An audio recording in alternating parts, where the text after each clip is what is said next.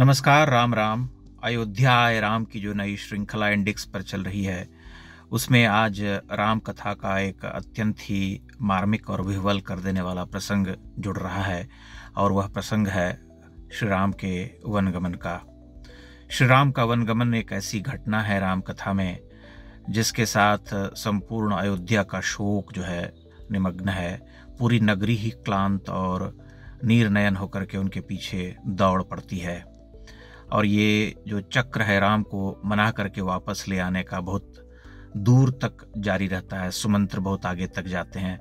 इस प्रसंग को मैंने अपनी दृष्टि से देखने का प्रयास किया है। मैं आशा करता हूँ आपको यह निश्चय ही पसंद आएगा। न जाने कितने ही युगवर्ष, मास, कितनी ही शतियां, कितने ही कल्प बीते, कितनी ही कथाएं, कितने ही चरित्र हमारी चेतना से उठकर चुपचाप चले गए। राम त्रेता युग में जैसे थे वैसे ही ठहर गए। ऐसे ठहरे कि साक्षात अभी अभी नीरनयन हम उन्हें वन जाते हुए देख आए हों। जैसे कि सारी की सारी साकेत नगरी शोक निमग्न हुई पड़ी हो और हम उसके साक्षी हों। राम कथा के अनेकानेक प्रसंगों में सबसे विह्वल करने वाला प्रसंग उनका वनगमन है।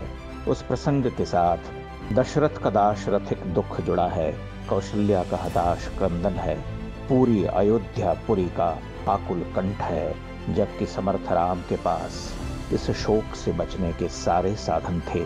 स्वयं दशरथ कह चुके थे, अयोध्यायाम त्वमेवाद्य भव राजा निगृह्यमाम। मैं विवश हूं, तुम नहीं। मेरे प्रति विद्रोह कर अयोध्या के अधिपति बन जाओ राम। किंतु राम किसी और मृदा के बने थे। उन्होंने कह दिया कि आप 1000 वर्षों तक अयोध्या के नृपति बने रहें, मुझे तो वन ही जाना है।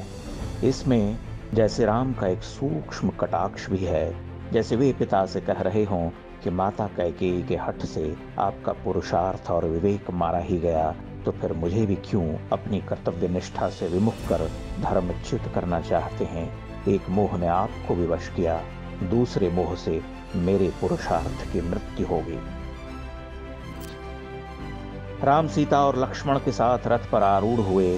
पीछे से माता पिता रोते बिलखते हुए आते दिखे। अन्वीक्षमाणो रामस्तु विषण्णं भ्रांत चेतसम राजानाम मातरम चैव ददर्शानुगतो पथे।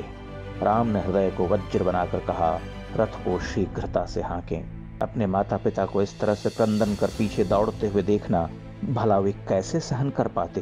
राम ओझल हो गए, किंतु उन्होंने केवल स्वयं को दिलासा दिया था। वे ओझल अपनी ही आंखों से हुए थे। अभी तो राम अयोध्या की आत्मा में धसे हुए थे। एक विशाल जन समूह धूल धूसरित विकल प्राण उनके पीछे विक्षिप्त होकर बहा जा रहा था, जैसे अंधड़ में सूखी पत्तियां बहा करती हैं। राम यानी विवेक, राम यानी पर दुख कातरता, राम यानी स्वयं को क्लांत कर दूसरों को विश्रांति देना। तमसा नदी के तट पर वे भोर वेला में जागे। लक्ष्मण और सीता से चुपचाप नदी पार करने को कहा। वे चाहते थे कि उनके पीछे पीछे चली आई अयोध्या की जनता के जागने से पहले ही तमसा का तट त्याग दिया जाए, अन्यथा अयोध्या के जन समूह को भी व्यर्थ ही वृक्षों के नीचे और घाटों पर सोने का दुख भोगना होगा। अतो भूयोपि नेदानीम इक्ष्वाकुपुरवासिनः स्वपेयुर अनुरक्ता मां वृक्षमूलेषु संश्रिता। तमसा नदी के तट से वापस अयोध्या लौटे जनों को देखकर उनकी स्त्रियां धिक्कार उठीं, जैसे उनका निज विवेक ही नष्ट हो गया हो। ते विषम पिबतालुड्य क्षीण पुण्याः सुदुखिताः राघवम वानुगच्छद्धुम श्रुति वापि गच्छत। हमारे पुण्य नष्ट हो गए हैं, अब यहाँ रहना दुख को भोगना है। अब या तो हम विष पीकर अपने प्राण दे दें, अथवा अयोध्या को त्याग कर वहां रहें जहाँ कैकेयी की छाया भी न हो। यह दुख गोपियों की विरह वेदना से छोटा कहाँ है। जो सुमंत्र अब तक राम के साथ थे, उन्हें राम बार बार अयोध्या वापस लौटने को कह रहे थे। कितनी ही दुहाइयों के बाद सुमंत्र को लौटना पड़ा। वे जब साकेत पहुंचे तो पूरी नगरी को क्लांत देखा। आनंदविहीन अयोध्या निःशब्द निविड़ अंधकार में डूबी हुई थी। सा शून्याम एव निःशब्दाम दृष्टवा परम दुर्मनाः। सुमंत्र को देखकर हजारों हजार लोग उनकी ओर दौड़ पड़े। राम कहाँ हैं पूछने लगे। सुमंत्र का उत्तर सुनकर हा राम के आर्तनाद से आकाश कांप उठा। दशरथ का दुख दहक उठा। वे कहने लगे, अब राम तो लौटेंगे नहीं, मुझे ही वन ले चलो। हा राम रामानुज हा वैदेही तपस्विनी। राम का वनगमन सामूहिक विरह विछोह की सबसे घनीभूत भावना है। वह इस तरह की सबसे प्राचीन घटना भी है।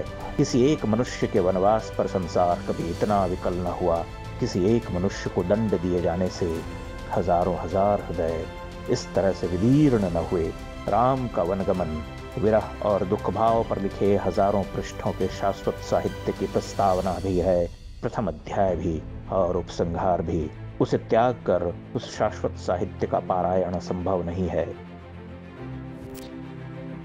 राम का वनगमन एकल और सामूहिक दुख का राग है। उसके केंद्र में मनुष्य की मनुष्यता है। उसकी कर्तव्य निष्ठा, धर्म परायणता और तितिक्षा है, और इन सब से ऊपर अपार करुणा है।